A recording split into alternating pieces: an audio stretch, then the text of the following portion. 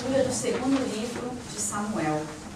Naqueles dias, disse o rei Davi a Joabe e aos chefes de seu exército que estavam com ele: percorrei todas as tribos de Israel, desde Dan até Berzabeia, e fazei o recenseamento do povo, de maneira que eu saiba o seu número. Joabe apresentou ao rei o resultado do recenseamento do povo.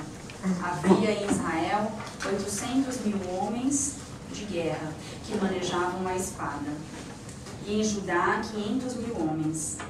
Mas depois que o povo foi recenseado, Davi sentiu remorsos e disse ao Senhor: cometi um grande pecado ao fazer o que fiz, mas perdoa a iniquidade do teu servo, porque procedi como um grande insensato.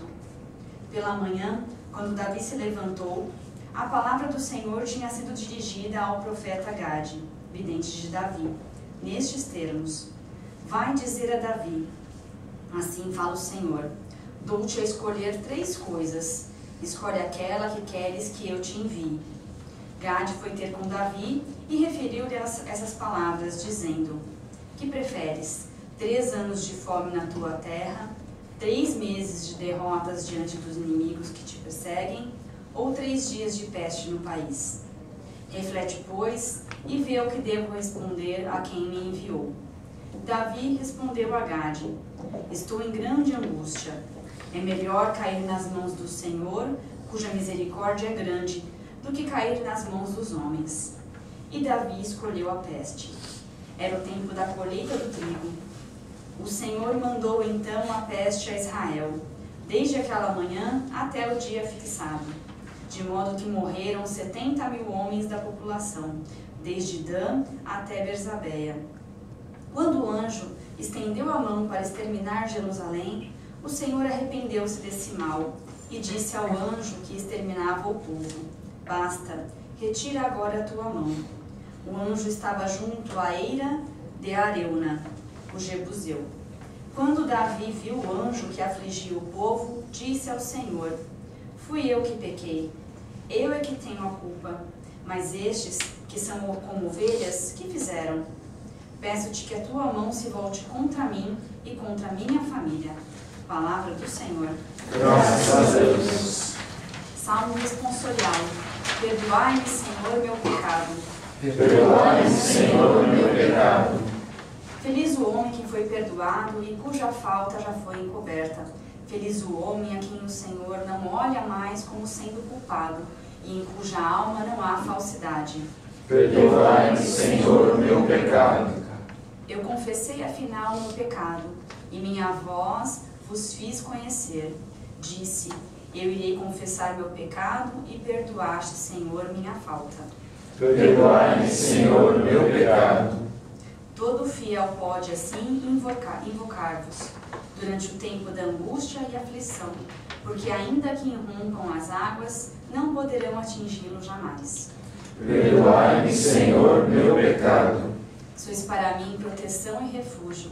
Na minha angústia me haveis de salvar, e envolvereis a minha alma no gozo da salvação, que me vem só de vós. Perdoai-me, Senhor, meu pecado. Aleluia, aleluia, a minha alma abrirei. Aleluia, aleluia, Cristo é meu Rei. O Senhor esteja convosco. Ele está no meio de nós. Proclamação do Evangelho de nosso Senhor Jesus Cristo segundo São Marcos. Glória a vós, Senhor. Naquele tempo, Jesus foi a Nazaré, sua terra, e seus discípulos o acompanharam. Quando chegou o sábado, começou a ensinar na sinagoga. Muitos que o escutavam ficavam admirados e diziam: de onde recebeu ele tudo isso? Como conseguiu tanta sabedoria? Esses grandes milagres que são realizados por suas mãos? Este homem não é o carpinteiro, filho de Maria, irmão de Tiago, de José, de Judas e de Simão? Suas irmãs não moram aqui conosco? E ficaram escandalizados por causa dele. Jesus lhes dizia: Um profeta só não é estimado em sua pátria, entre seus parentes e familiares. Ele não pôde fazer milagre algum. Apenas curou alguns doentes, impondo-lhes as mãos. E admirou-se com a falta de fé deles. Jesus percorreu os povoados das redondezas, ensinando. Palavra da salvação. Glória a vós, Senhor. Como se curar alguns doentes já não fosse um grande milagre. Como se ser filho de Nossa Senhora também não fosse grande coisa, né? Mas por que aquelas pessoas não conseguiram enxergar isso a ponto de o evangelista dizer que ele fez poucos milagres? Quer dizer que imaginam quantos milagres outros Jesus fazia em outras regiões. Pois é, eles cometeram o mesmo pecado aqui da vida, a primeira leitura. Não conseguiram enxergar as pessoas com o seu devido valor. Não conseguiram enxergar Jesus com o seu devido valor. No caso de Davi, o pecado dele foi ter feito um recenseamento. O recenseamento era uma prática para escravos. Tinha que se contar quantas pessoas tinham, mas no âmbito de se controlar as pessoas.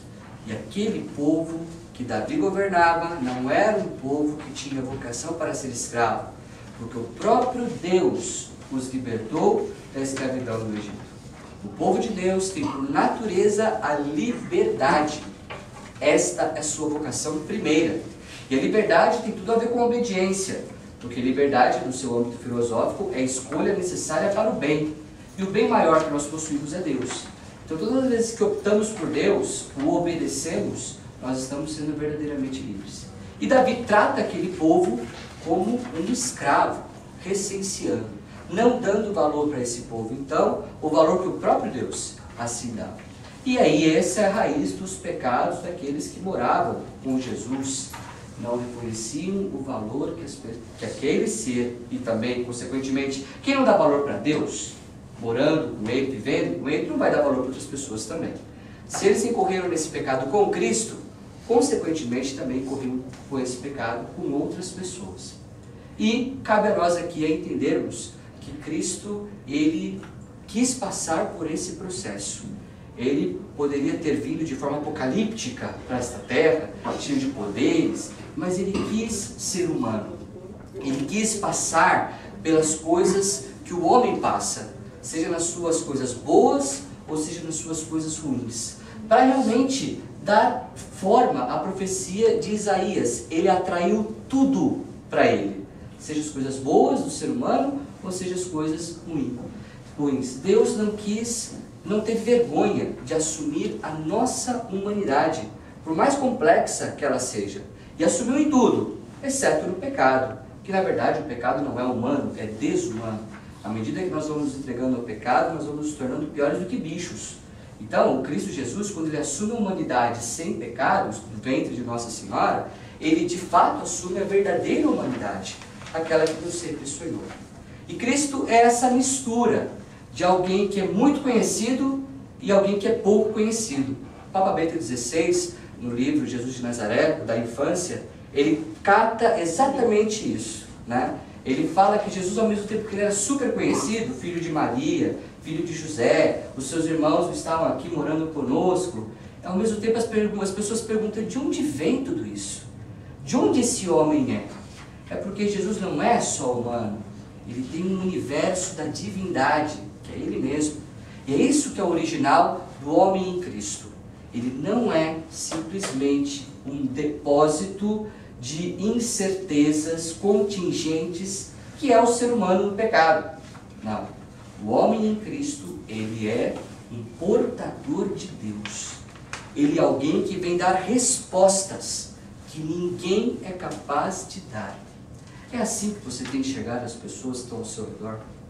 Pessoas que foram batizadas, pessoas que receberam a Eucaristia, mas que às vezes, por ser tão comum a você, por você conviver tanto com essas pessoas, você simplesmente as olha como se fosse final de feira, né? Aquela coisa comum.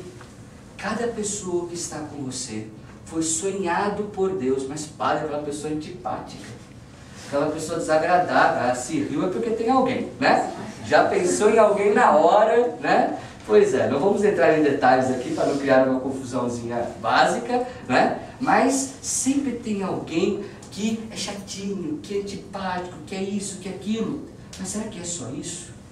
Será que essa pessoa não traz qualidades e você talvez não esteja enxergando isso? Normalmente também quando a gente elenca os defeitos dos outros, a gente está projetando nossos defeitos na outra pessoa.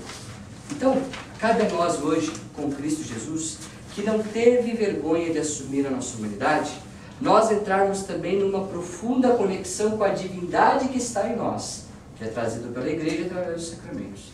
E aí perguntar para Deus, Senhor, por que conviver com esta pessoa? Por que conviver com este alguém que tanto me incomoda? São estas, muitas vezes, as que mais nos santificam. São estas que muitas vezes nos levam mais para Deus. Aliás, se você já começar essa conversa com Deus por causa dessa pessoa, essa pessoa já está te pondo em Deus. Essa pessoa está te colocando em diálogo com o Senhor. Talvez por causa disso, ela vai para o céu. E aí você se pergunta, quantas pessoas eu estou levando para Deus? Esta pessoa já está me levando para Deus. Mesmo com seus defeitos, mesmo com suas dificuldades. E que às vezes não são defeitos ou dificuldades. Talvez a pessoa está cobrando de você o que é o certo, o que é o correto, o que tem que ser feito. Ela está talvez tentando te organizar na sua bagunça existencial, na sua bagunça prática. Mas como uma pessoa muito comum na sua vida, você não dá tanta importância. É aquela frase, né? Casa de ferreiro, o espeto é de pau, não é verdade? Então às vezes aquelas pessoas que mais nos amam, estão tentando fazer com que obras de redenção estejam acontecendo na nossa vida, mas por elas conviverem tanto conosco, nós estamos nos cegando e por causa disso não estamos ouvindo o próprio Deus que está falando através dela. Eu tenho certeza que você já passou por isso também. Tentar orientar as pessoas na verdade, com caridade, e as pessoas não ouvirem, e as pessoas não quererem te escutar. É bom isso? É bom passar por isso?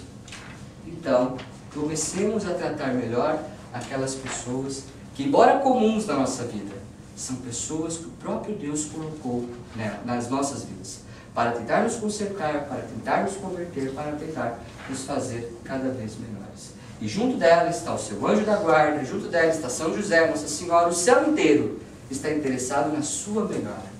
À medida que formos valorizar então as pessoas que são comuns, mas que são profundamente especiais na nossa vida, nós vamos encontrar o segredo, talvez, de abordar a vida dos outros e fazer com que eles nos escutem, verdadeiros e caridosos.